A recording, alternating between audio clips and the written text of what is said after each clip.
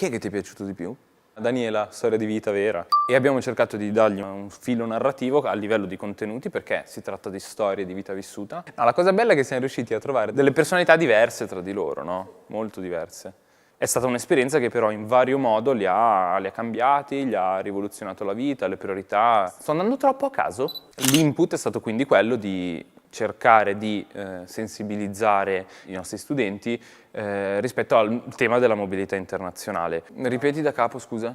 Siamo pronti per il capitolo 10, calendario? No, non siamo pronti, mi sto cagando addosso, ma va bene. The story is not over.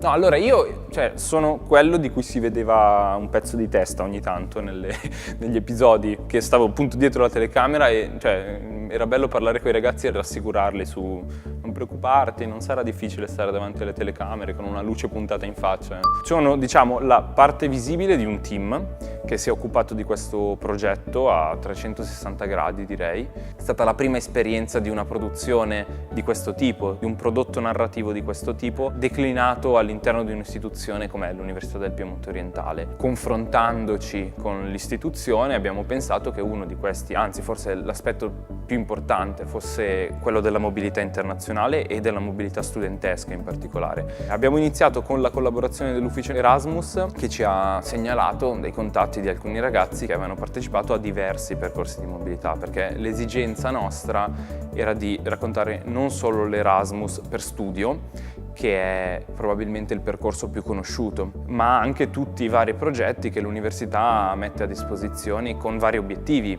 Il trainship, per esempio, che è un percorso un po' più professionalizzante, il free mover, che invece è un'esperienza che è tendenzialmente più libera. Vanessa, per esempio, ci ha raccontato la sua esperienza a Berlino. Mi sono dimenticato qualcosa? Sì, la binazionale, la laurea binazionale, che è un altro tipo di progetto che alcuni dipartimenti della nostra università offrono, ma che di fatto nessuno conosce. E la cosa, secondo me, molto bella e anche un po' inaspettata è che è venuta fuori da questo progetto, da questo percorso, e che in un certo senso sono state tutte esperienze esemplari, perché in modo diverso, ma hanno tutte insegnato qualcosa. A me sicuramente, e spero anche a chi ha poi visto questi nostri racconti.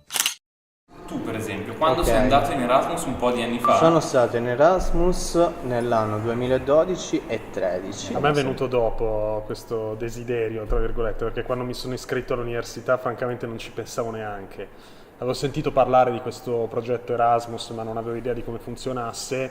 È stato abbastanza, mamma, io parto, e gliel'ho detto e lei ci è rimasta, cosa? E dove vai? Ma Alicante dov'è? Ci piaceva l'idea che fosse un progetto seriale, cioè che ogni episodio di questa prima stagione, fatta di 10 capitoli, avesse la sua unità, ma che allo stesso tempo trovasse dei punti di continuità, degli elementi che lo unissero a quelli successivi, non so, il gomitolo, le polaroid, la nostra bacheca, l'elemento che unisce, no, tutte le storie e tutte le diverse prospettive. Abbiamo utilizzato per esempio l'action cam, che dava un po' la dimensione laboratoriale in continua costruzione del tutto. Abbiamo cercato di raccontare un po' il dietro le quinte o gli aspetti meno ufficiali. I nostri racconti sono stati abbastanza diversi tra di loro, perché c'erano dei racconti singoli, c'erano dei racconti collettivi e ciascuno a suo modo ha dato una prospettiva unica e irripetibile rispetto a quello che può essere un Erasmus Experience o in generale un'esperienza di mobilità. Chiamiamola metodologia che abbiamo seguito è quella dell'intervista narrativa. L'abbiamo utilizzato perché ci sembrava che potesse dare una sufficiente libertà di trattare alcuni temi e allo stesso tempo che desse la spontaneità necessaria per poter dare agli intervistati, ai ragazzi, la sicurezza e la serenità di dire esattamente quello che volevano su determinati temi. Abbiamo cercato di farlo dalla loro stessa prospettiva, dal loro stesso punto di vista, cioè quello di chi un'esperienza di mobilità l'ha vissuta in prima persona. Tra l'altro non è stato per nessuno una scelta facile e nemmeno l'esperienza là, qualunque tipo di esperienza, dai pochissimi giorni dei ragazzi che sono stati in Silicon Valley, 10 giorni intensissimi, fino all'intero anno accademico di chi addirittura ha fatto 2 semestri in Erasmus, come Roberto per esempio.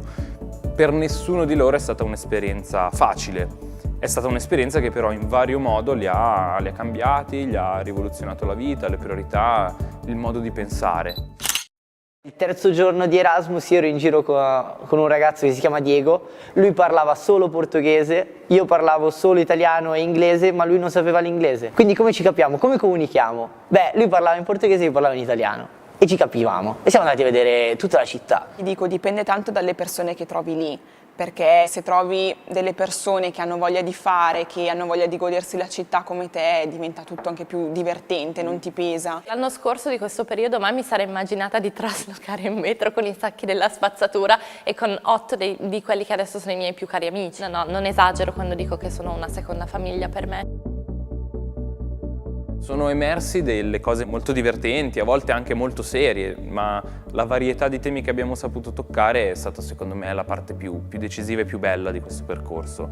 Se c'è una cosa che hanno a me insegnato personalmente i ragazzi è che se c'è un problema da non porsi è quello di non conoscere la lingua, perché sei buttato in modo così intenso all'interno di una realtà diversa che vuoi o non vuoi la lingua in qualche modo la impari. E davvero la percezione che ho avuto io da tutti i racconti è che ci sono sfide più importanti e più difficili da superare rispetto a quello della lingua. Qualcuno l'ha fatto con un background linguistico più forte, qualcun altro invece è andato abbastanza allo sbaraglio ma cavandosela sempre alla grandissima da quel punto di vista.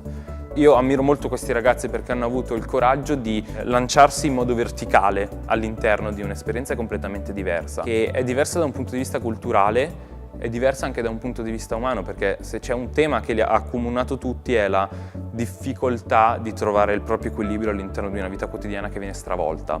Siamo molto legati al nostro nido di partenza ed è probabilmente questo uno dei motivi per cui è così difficile nella nostra università, ma forse non solo, emanciparsi, trovare la propria dimensione all'esterno.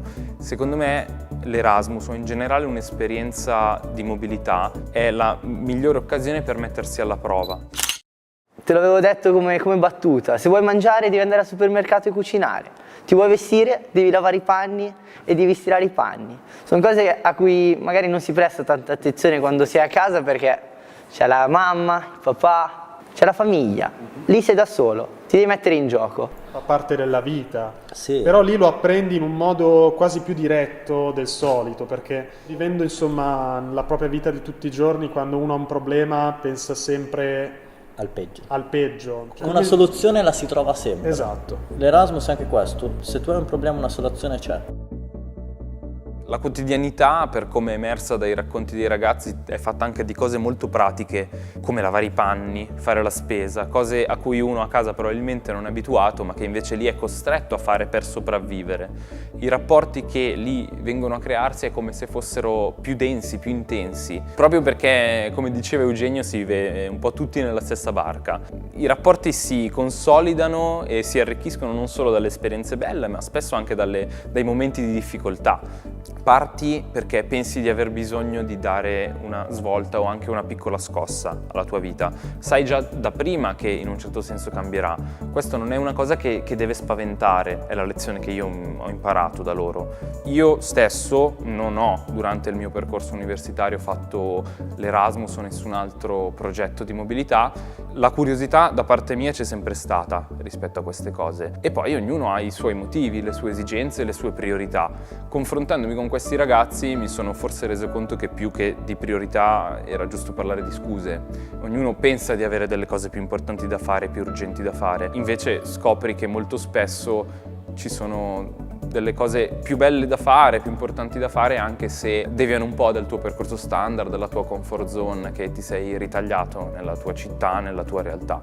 Questo progetto dal nome così strano e così complesso che è Glocal Story Lab parte da una convinzione che l'identità locale non sia da sacrificare alla identità globale, ma allo stesso tempo che è inevitabile che ci siano dei punti di contatto con qualcosa che è diverso da noi e dei punti di convergenza tra queste cose. Ognuno ha la sua identità, sì, senza dubbio, però integrandosi, conoscendosi, la tua identità arricchisce la mia. Cresci da così a così, senza che te ne rendi conto proprio, però... Tu parti in un modo e arrivi che sei, vuoi o non vuoi, arrivi che sei totalmente diverso. Non lo so, ti dà quella sensazione di essere indipendente, di essere un adulto.